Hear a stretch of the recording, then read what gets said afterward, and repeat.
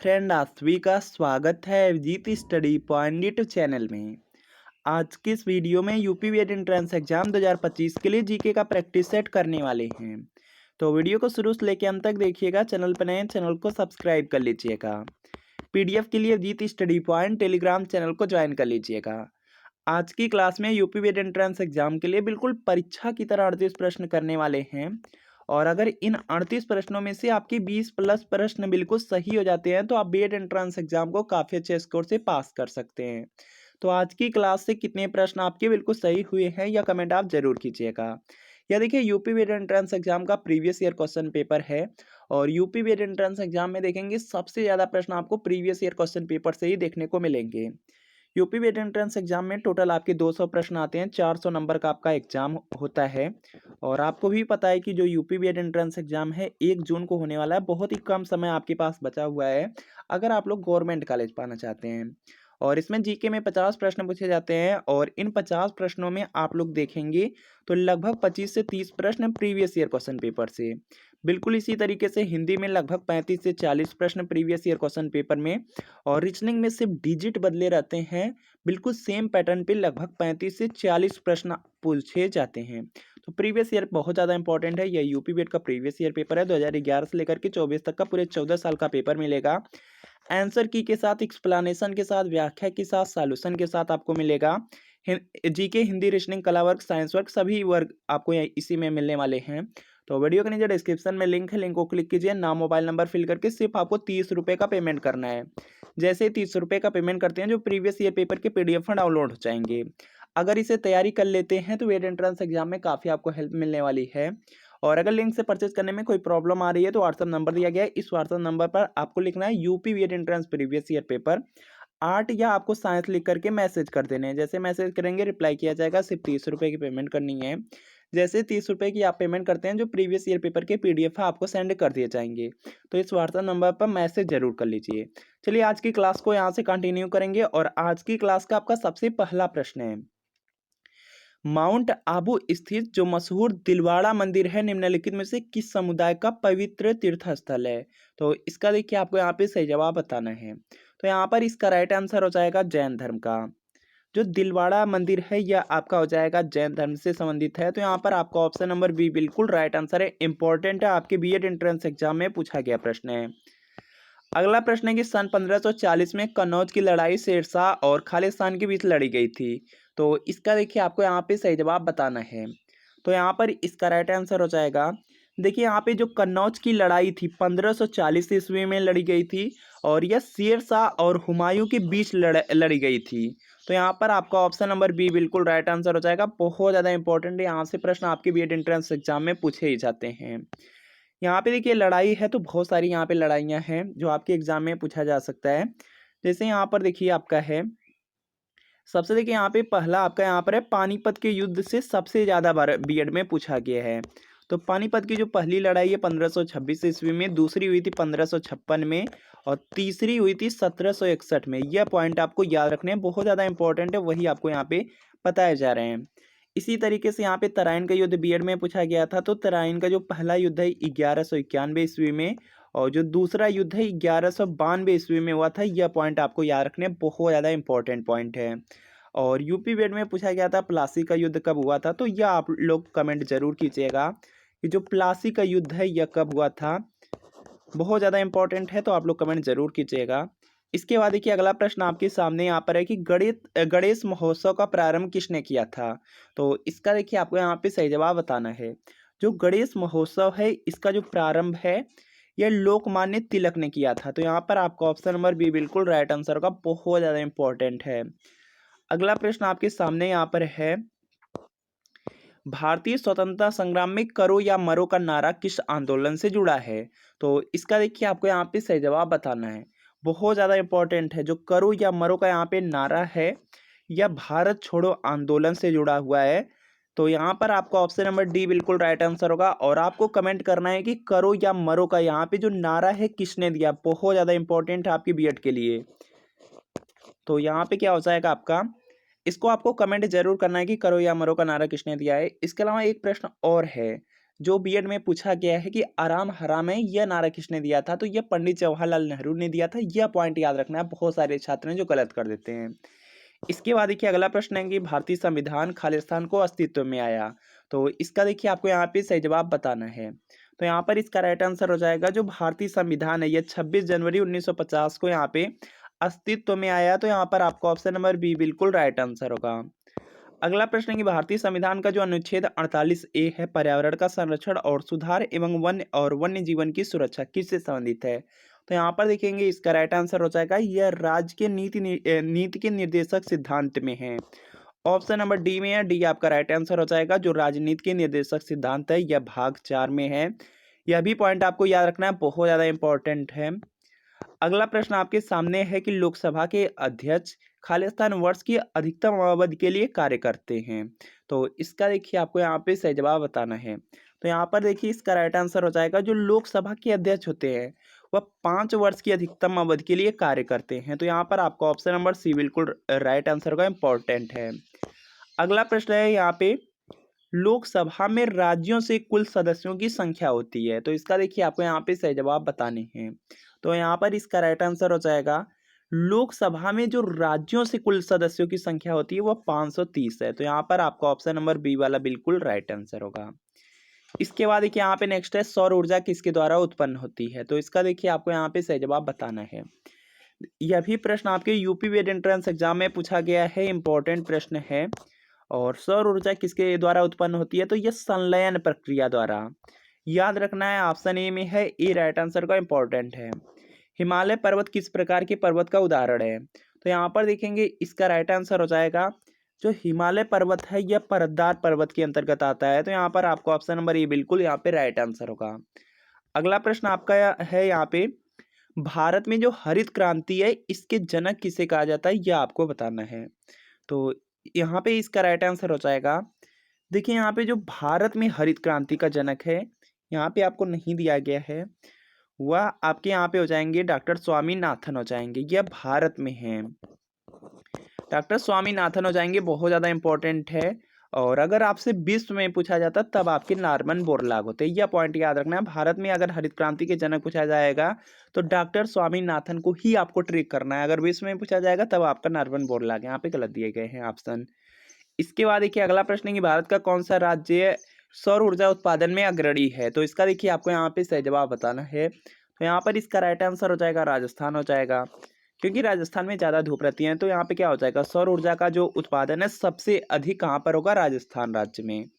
इसके बाद देखिए अगला प्रश्न है कि भारत में सर्वाधिक लंबा प्लेटफॉर्म कहाँ पर है, तो इसका देखिए आपको यहाँ पे सही जवाब बताना है। भारत में जो सर्वाधिक लंबा प्लेटफॉर्म है यह आपका गोरखपुर में है, उत्तर प्रदेश के गोरखपुर जिले में है। तो यहाँ पर आपका ऑप्शन नंबर बी बिल्कुल राइट आंसर होगा। अगला प्रश्न है भारतीय रिजर्व बैंक का लेखा वर्ष क्या है, तो इसका देखिए आपको यहाँ पे सही जवाब बताना है।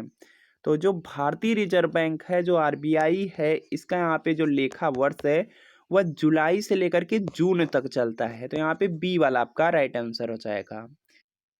निम्नलिखित राज्यों में से साक्षरता दर किस राज्य में सबसे अधिक है, तो इसका देखिए आपको यहाँ पे सही जवाब बताना है। यहाँ पर देखेंगे जो साक्षरता दर है सबसे अधिक केरल राज्य में है। और यहाँ पे आपको 4 ऑप्शन दिया गया है, इन्हीं में से बताना है। तो यहाँ पे आपका मिजोरम हो जाएगा, मिजोरम राज्य हो जाएगा, ऑप्शन डी वाला बिल्कुल राइट आंसर होगा। अगला प्रश्न है कि नीति आयोग में जो वित्तीय वर्ष है 2017-18 की शुरुआत से जो 5 वर्ष की योजनाएं हैं इनको निम्नलिखित में से किससे बदलने की योजना बनाई गई है, तो यहाँ पर इसका राइट आंसर हो जाएगा जो 5 वर्ष की योजना थी इनको यहाँ पे 15 साल के विजन डॉक्यूमेंट से बदलने का रिप्लेस करने की यहाँ पे बात की गई। तो यहाँ पर आपका ऑप्शन नंबर सी वाला बिल्कुल राइट आंसर हो जाएगा। अगला प्रश्न है कि निम्नलिखित में से कौन सी एक सदिश राशि नहीं है, तो इसका देखिए आपको यहाँ पे सही जवाब बताना है। सदिश राशि दिया गया, सदिश राशि में यहाँ पर देखिए बल वेग विस्थापन आते हैं। और यहाँ पे पूछा गया कौन सा नहीं आएगा, तो यहाँ पे कार्य नहीं आएगा, कार्य आपका अदिश राशि है। तो यहाँ पे ये वाला राइट आंसर है। अगला प्रश्न आपका यहाँ पर है बिजली के जो बल्ब का फिलामेंट होते हैं वह किससे बने होते हैं, यह आपको बताना है। तो जो बिजली के बल्ब होते हैं उनमें जो फिलामेंट लगा होता है यह टंगस्टन का बना होता है। तो यहाँ पर डी वाला आपका बिल्कुल राइट आंसर हो जाएगा। इसके बाद देखिए अगला प्रश्न है कि हाइड्रोजन की परमाणु संख्या है, तो इसका देखिए आपको यहाँ पे सही जवाब बताना है। हाइड्रोजन की जो परमाणु संख्या है 1 है, तो यहाँ पे डी वाला राइट आंसर होगा। अगला प्रश्न है कि एलपीजी किसका मिश्रण है, यह भी बीएड में पूछा गया था। तो यहाँ पर इसका राइट आंसर हो जाएगा, देखिए जो आपका यहाँ पे एलपीजी है ब्यूटेन और प्रोपेन का मिश्रण हो जाएगा, तो यहाँ पे बी वाला राइट आंसर है। अगला प्रश्न है कि कोस्का सिद्धांत का जो प्रस्ताव है देने वाले वैज्ञानिक का नाम बताइए। तो यहाँ पर देखेंगे इसका राइट आंसर हो जाएगा स्लाइडेन और स्वान थे। तो यहाँ पर क्या होगा आपका ऑप्शन नंबर ए वाला बिल्कुल राइट आंसर का, इंपॉर्टेंट बीएड में पूछा गया है। अगला प्रश्न है कि निम्नलिखित में से कौन सा पदार्थ है जो सामान्यतः मूत्र में पाया जाता है। तो इसका देखिए आपको यहाँ पे सही जवाब बताना है। तो ये देखिए यहाँ से हो जाएगा क्रिएटिनिन होता है, ऑप्शन नंबर बी वाला राइट आंसर है। प्रकाश संश्लेषण वनस्पति कोशिका में स्थित खालिस्तान में होता है। तो इसका देखिए आपको यहाँ पे सही जवाब बताना है। जो प्रकाश संश्लेषण है यह वनस्पति कोशिका में स्थित क्लोरोप्लास्ट में होता है। तो यहाँ पे क्या होगा, बी वाला राइट आंसर होगा। अगला प्रश्न है कि कंप्यूटर माउस का आविष्कार किसने किया। तो इसका देखिए आपको यहाँ पे सही जवाब बताना है। तो यहाँ पर इसका राइट आंसर होगा Douglas Engelbart, option number C में, तो सी वाला आपका राइट आंसर होगा। एक आईपी एड्रेस में कितने बिट्स होते हैं क्या आपको बताना है। तो यहाँ पर इसका राइट आंसर हो जाएगा 32 बिट्स होता है, ऑप्शन नंबर बी में, यदि बी आपका राइट आंसर हो जाएगा। इसके बाद देखिए यहाँ पे नेक्स्ट है कि निम्नलिखित में से कौन सा विश्व का सर्वोच्च पर्यावरण संरक्षण पुरस्कार है। तो यहाँ पर देखेंगे इसका राइट आंसर हो जाएगा गोल्डन पांडा पुरस्कार।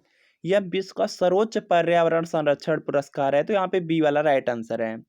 जो सुंदरबन का टाइगर रिजर्व है किस राज्य में स्थित है। तो इसका देखिए आपको यहाँ पे सही जवाब बताना है। बहुत ज़्यादा इजी प्रश्न है और बीएड में पूछा भी गया है। जो सुंदरबन का यहाँ पे टाइगर रिजर्व है या सुंदरबन का जो डेल्टा है यह किस राज्य में है, तो यह पश्चिम बंगाल में है। तो यहाँ पे डी वाला आपका राइट आंसर होगा। इसरो ने भारत के पहले उपग्रह का निर्माण किया जिसे यहाँ पे खालिस्तान के रूप में जाना जाता है। तो यहाँ पर देखेंगे इसका राइट आंसर हो जाएगा आर्यभट्ट हो जाएगा, ऑप्शन नंबर ए में है, तो ए आपका राइट आंसर होगा। इसके बाद देखिए यहाँ पे इग्नाइटेड यहाँ पे माइंड्स जो पुस्तक है किसने लिखी थी। तो यहाँ पर इसका जो राइट आंसर है यह देखिए आपका यहाँ से हो जाएगा APJ Abdul Kalam, option number B में है, तो बी आपका राइट आंसर का, इंपॉर्टेंट है। इसके बाद देखिए यहाँ पे नेक्स्ट आपका यहाँ पर है गरबा, यहाँ पे खालिस्तान का लोक नृत्य है। तो इसका देखिए आपको यहाँ पे सही जवाब बताना है। तो यहाँ पर इसका राइट आंसर हो जाएगा गरबा, यहाँ पे गुजरात राज्य का लोक नृत्य है, बहुत ज़्यादा इंपॉर्टेंट है, सी वाला राइट आंसर हो जाएगा। राजस्थान का अगर पूछा जाता है तो घूमर होगा, यह भी पॉइंट याद रखना है, यह भी बहुत ज़्यादा इंपॉर्टेंट है। इसके अलावा यहाँ पे नेक्स्ट प्रश्न है कि एपीजे अब्दुल कलाम द्वारा प्राप्त सर्वोच्च नागरिक सम्मान है। तो यहाँ पर देखेंगे इसका राइट आंसर हो जाएगा जो एपीजे अब्दुल कलाम थे इन्हें भारत रत्न मिला था। तो यहाँ पर आपका ऑप्शन नंबर डी बिल्कुल राइट आंसर होगा। उबेर कप किस खेल से संबंधित है। तो इसका देखिए आपको यहाँ पे सही जवाब बताना है। जो उबेर कप है, उबेर कप का जो संबंध है बैडमिंटन से है, तो यहाँ पे सी वाला राइट आंसर होगा। अगला प्रश्न आपका यहाँ पे दिया गया है अंतर्राष्ट्रीय महिला हिंसा उन्मूलन दिवस कब मनाया जाता है। तो इसका देखिए आपको यहाँ पे सही जवाब बताना है। अंतर्राष्ट्रीय महिला हिंसा जो उन्मूलन दिवस है यह 25 नवंबर को मनाया जाता है, तो सी वाला आपका राइट आंसर होगा। उत्तर प्रदेश जो आर्म्ड कांस्टेबुलरी एक्ट है किस वर्ष पारित किया गया। तो यहाँ पर देखेंगे इसका राइट आंसर हो जाएगा 1948 में पारित किया गया था, तो यहाँ पे ए वाला राइट आंसर होगा। प्रसिद्ध जो शास्त्रीय गायक हैं भीमसेन जोशी, इनका संबंध किससे है, किस घराने से, यह बताना है। तो यहाँ पर देखेंगे जो प्रसिद्ध शास्त्रीय गायक जो भीमसेन जोशी हैं इनका जो संबंध है यह किराना घराने से है, तो यहाँ पे बी वाला आपका राइट आंसर होगा। अगला प्रश्न है कि निम्नलिखित में से किस फसल के उत्पादन में उत्तर प्रदेश देश में प्रथम स्थान पर नहीं है। तो इसका देखिए आपको यहाँ पे सही जवाब बताना है। तो यहाँ पर देखेंगे देखिए जो उत्तर प्रदेश है यह गेहूं हो गया, गन्ना, जौ, इनमें प्रथम पर है, लेकिन यहाँ पे चावल पर नहीं है, तो यहाँ पे डी वाला आपका राइट आंसर होगा। अगला प्रश्न आपके सामने स्क्रीन पर है, जल्दी से आंसर करेंगे। और प्रश्न है कि हाल ही में किस तिथि को उत्तर प्रदेश सरकार ने यूपी दिवस मनाने का निर्णय लिया है। तो इसका देखिए आपको यहाँ पे सही जवाब बताना है। तो यहाँ पर इसका राइट आंसर हो जाएगा 24 जनवरी को, ऑप्शन नंबर ए में है, तो ए आपका राइट आंसर हो जाएगा। इसके बाद देखिए यहाँ पे नेक्स्ट है कि जीएसटी से संबंधित जो संविधान संशोधन है विधेयक है, तो इसका देखिए आपको यहाँ पे सही जवाब बताना है। तो यहाँ पर इसका राइट आंसर हो जाएगा 122वां हो जाएगा, ऑप्शन नंबर सी में, तो सी वाला आपका राइट आंसर होगा। तो फ्रेंड आपको बताना है कि इन 38 प्रश्नों में कितने प्रश्न आपके बिल्कुल सही हुए हैं, या कमेंट आप ज़रूर कीजिएगा। वीडियो अच्छा लगा वीडियो को लाइक कर दीजिए, चैनल पर नए हैं चैनल को सब्सक्राइब कर लीजिए, और पीडीएफ के लिए Abhijeet Study Point Telegram channel को जरूर ज्वाइन कर लीजिए। और यह यूपी वेट एंट्रेंस एग्जाम का प्रीवियस ईयर पेपर है। यूपी वेट एंट्रेंस एग्जाम में देखेंगे सबसे ज़्यादा प्रश्न प्रीवियस ईयर क्वेश्चन पेपर से ही आपको देखने को मिलेंगे। जीके में आप लोग देखेंगे लगभग 25 से 30 प्रश्न, हिंदी में 35 से 40 प्रश्न, रीजनिंग पे सेम पैटर्न पे 35 से 40 प्रश्न आपको देखने को मिलेंगे। तो ये यूपी वेट का प्रीवियस ईयर पेपर है 2011 से 24 तक का, पूरे 14 साल का पेपर, आंसर की के साथ, एक्सप्लेनेशन के साथ, व्याख्या सॉल्यूशन के साथ, सभी सब्जेक्ट जीके हिंदी रीजनिंग कला वर्ग। तो वीडियो के नीचे डिस्क्रिप्शन में लिंक है, लिंक को क्लिक कीजिए, नाम मोबाइल नंबर फिल करके सिर्फ आपको 30 रुपये के पेमेंट करने हैं। जैसे ही 30 रुपये का पेमेंट करेंगे, जो प्रीवियस ईयर पेपर के पीडीएफ डाउनलोड हो जाएंगे। अगर इससे तैयारी कर लेंगे तो भी एंट्रेंस एग्जाम में बहुत ज़्यादा हेल्प मिलने वाली है। और अगर लिंक से परचेस करने में कोई प्रॉब्लम आ रही है तो व्हाट्सअप नंबर दिया गया है, इस व्हाट्सअप नंबर पर लिखना है यूपी वी entrance previous year paper art, या आपको साइंस लिख करके मैसेज करने हैं। जैसे मैसेज करेंगे रिप्लाई किया जाएगा, सिर्फ 30 रुपये की पेमेंट करनी है। जैसे 30 रुपये की पेमेंट करते हैं, प्रीवियस ईयर पेपर के जो पीडीएफ है आपको सेंड कर दिए जाएंगे। तो मिलते हैं फ्रेंड आपसे नेक्स्ट वीडियो में।